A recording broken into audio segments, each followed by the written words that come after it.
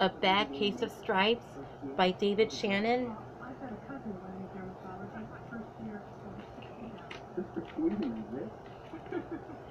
Camilla Creams loved lima beans, but she never ate them. All of her friends hated lima beans, and she wanted to fit in. Camilla was always worried about what other people thought of her.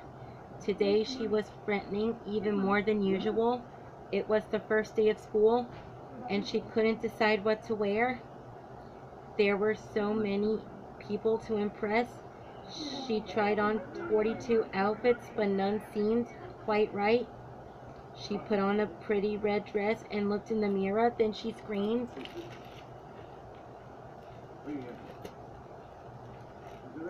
Her mother ran into the room and she screamed too. "Oh my heavens!" she cried. "You're completely covered with stripes." This was certainly true. Camilla was striped from head to toe. She looked like a rainbow.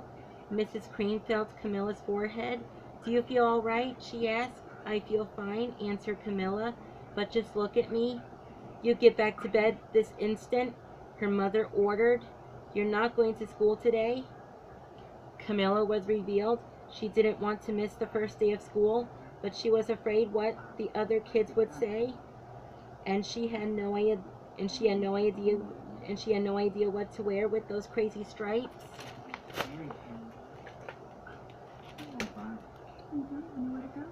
That afternoon, Dr. Bumble came to examine Camilla. "Most extraordinary," he exclaimed. "I never seen anything like it. Are you having any coughing, sneezing, runny nose, aches, pains, chills, hot flashes, dizziness, drowsiness, shortness of breath, or uncontrollable twitching?" "No," Camilla told him. "I feel fine." "Well then," Dr. Bumble said, turning to Mrs. Cream, "I don't see any reason why she couldn't go to school tomorrow. Here's some ointment that should help clear up those stripes in a few days. If it doesn't, you know where to reach me." And off he went.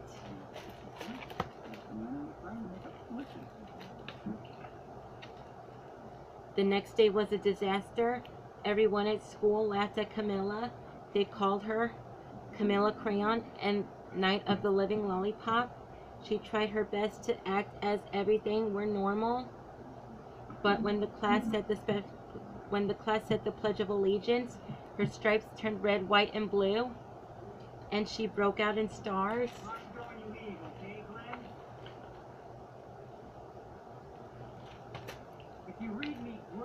The other kids thought this was great.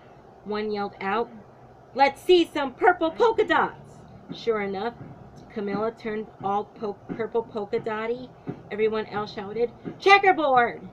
And a pattern of squares covered her skin. Soon everyone was calling out different shapes and colors, and poor Camilla was changing faster than you can change channels on a TV.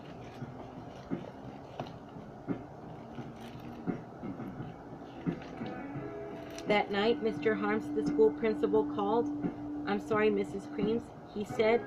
"I'm going to have to ask you to keep Camilla home from school. She's just too much of a detraction. I've been getting calls from the other parents.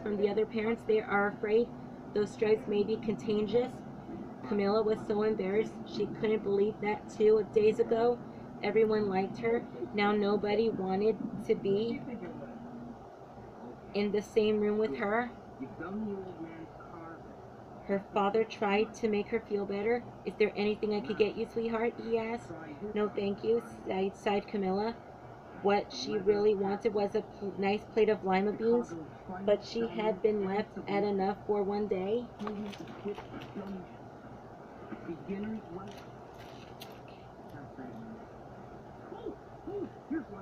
Well, yes, I see, Dr. Bumble mumbled when Mr. Cream phoned the next day.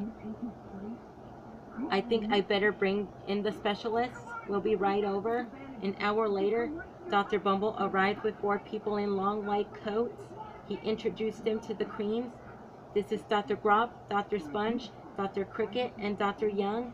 Then the specialists went to work on Camilla. They squeezed and jabbed, tapped and tested. It was very uncomfortable.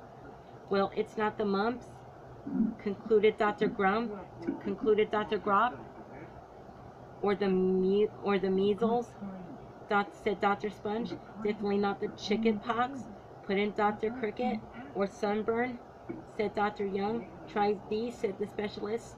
They handed her a bottle filled with different colored pills. Take one each before bed, said Dr. Grop.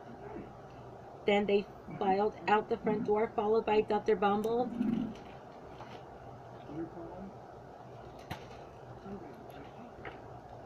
That night, Camilla took her medicine. It was awful.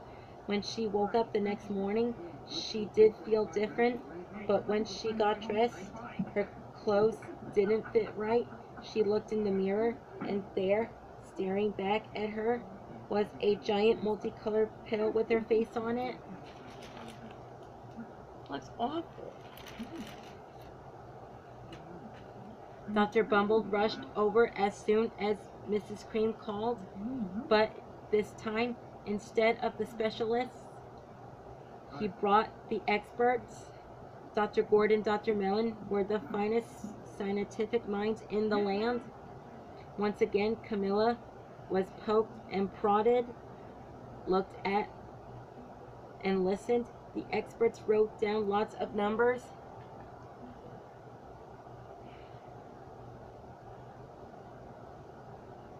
Then they huddled together and whispered.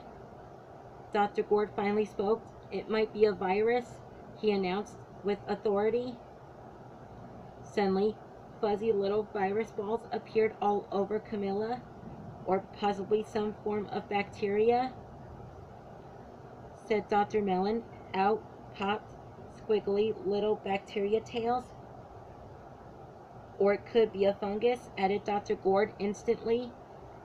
Camilla was covered with different colored fungus blotches. The experts looked at Camilla, then at each other. We need to go over these numbers again back at the lab, Dr. Gord explained. We'll call you when we know something, but the experts didn't have a clue, much less a cure.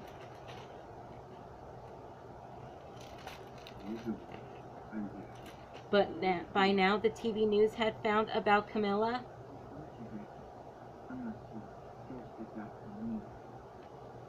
Reporters from every channel were outside her house, telling the story of the Baser case of the incredible changing kid. Soon a huge crowd was camped out on the front lawn.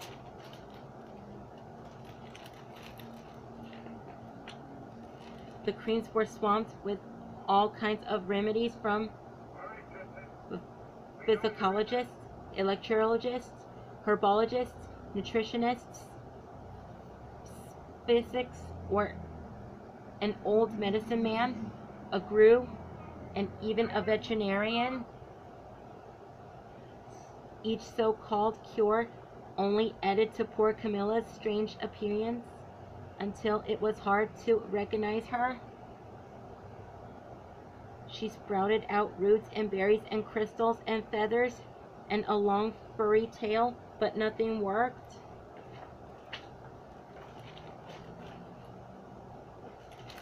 It looks horrible. One day, a woman who called herself an environmental therapist claimed she could cure Camilla. Close your eyes, she said. Breathe deeply and become one with your room. I wish you hadn't said that, Camilla groaned. Slowly, she started to melt into the walls of her room. Her bed became her mouth, her nose was a dresser, and two painting were her eyes. The therapist screamed and ran from the house. What are we going to do? Cried Mrs. Cream. It just keeps getting worse and worse. She began to sob. Oh no, it's worse. At that moment, Mr. Cream heard a quiet little knock at the front door. He opened it, and there stood an old woman who was just as plump and sweet as a strawberry. "Excuse me," she said brightly. "Maybe I think I can help." An old woman is at the front door.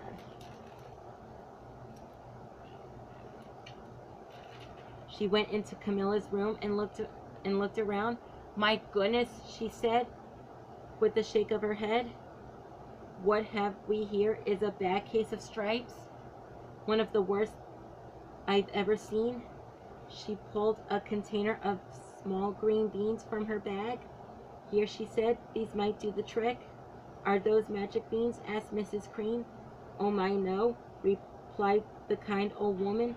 "There's no such thing. These are just plain old lima beans. I'll bet you'd like some, wouldn't you?" she asked Camilla. Camilla wanted a big heaping plate full of lima beans more than just about anything, but she was still afraid to admit it. "Yuck," she said. "No one likes lima beans, especially me." "Oh dear," said the old woman sadly. "I guess I was wrong about you."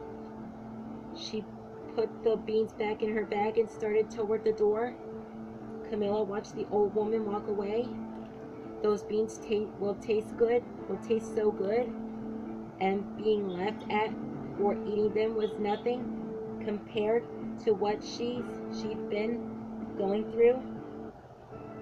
She finally couldn't stand it. "Wait!" she cried. "The truth is, I really love lima beans." "I thought so," the old woman said with a smile. She took a handful of beans and popped them into Camilla's mouth. She said. Camilla.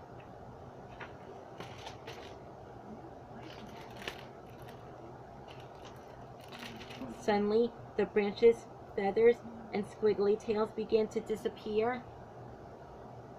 Then the whole room swirled around. When it stopped, there stood Camilla, and everything was back to normal. "I'm cured!" she shouted. "Yes," said the old woman. "I knew the real you was in there somewhere." She patted Camilla on the head. Then she went outside and vanished into the crowd.